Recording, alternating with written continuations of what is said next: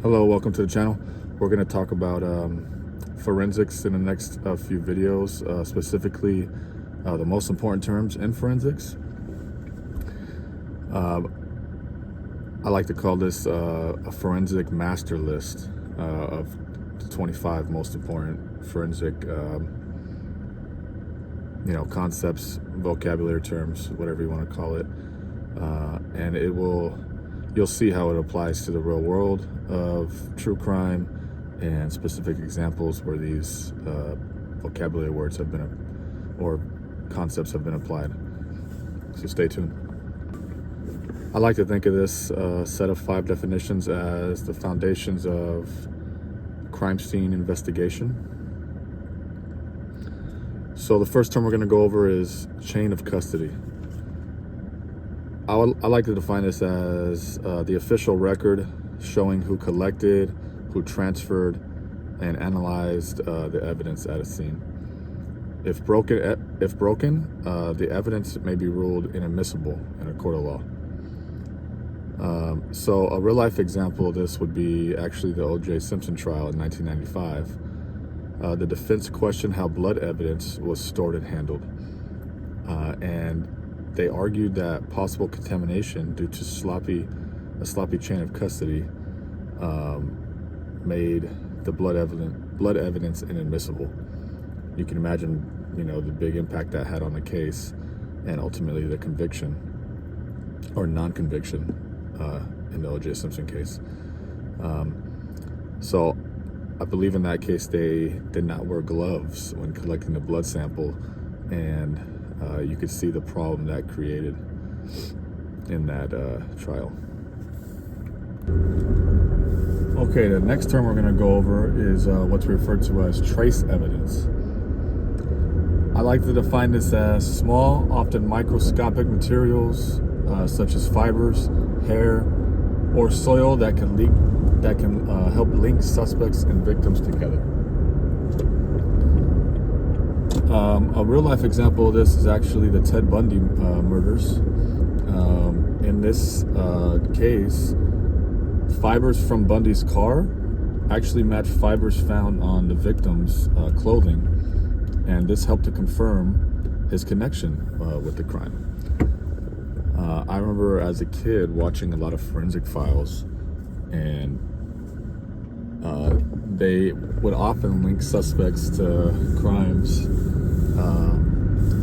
through the use of fibers, carbon fibers in a person's car, or clothing fibers that are rare, or rope fiber that's rare.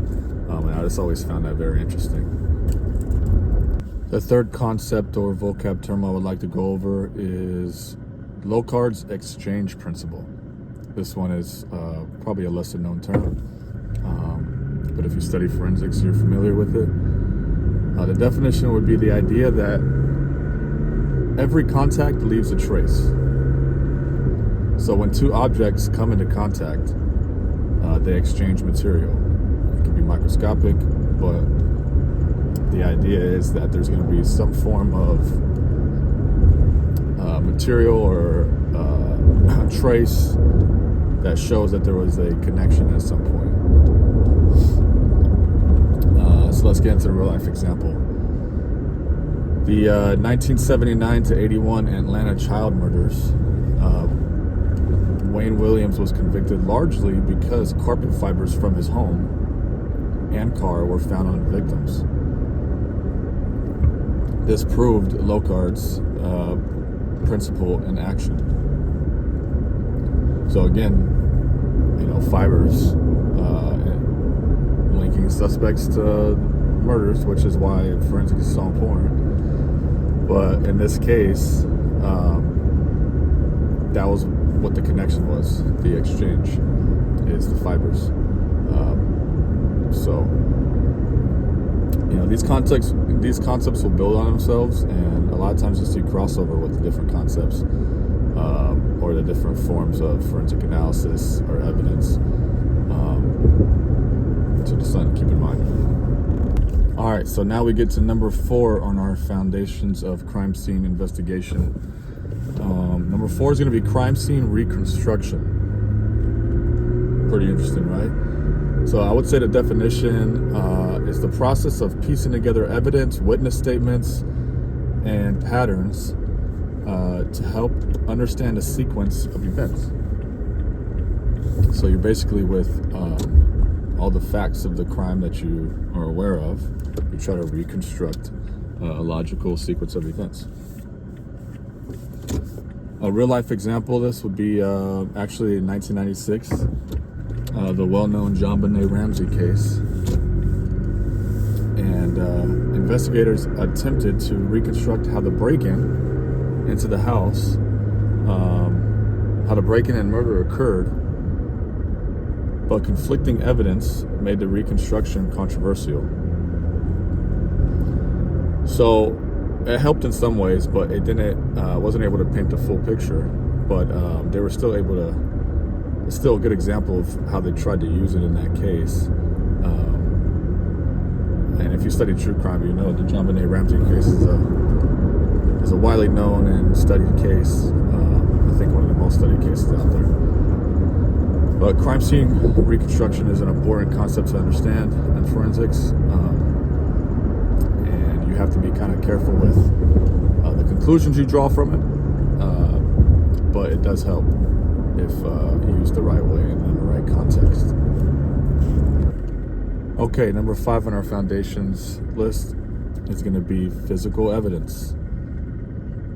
This is any tangible object that can be used to prove facts in a case, such as, weapons, fingerprints, clothing, things like that. An example in the real world, example case, OJ again, actually, the bloody glove in the OJ Simpson trial became one of the most famous pieces of physical evidence in U.S. legal history, actually. As you know, if you studied that case, it went into favor of the defense, but we're just giving examples. So that's an example of what was used as a physical evidence, as physical evidence of the crime in the O.J. Simpson case. Now, the good thing about physical evidence is, it could really help to solidify a conviction or proof, but if something goes wrong with it, it's way in the defense's favor, as you saw in the OJ case.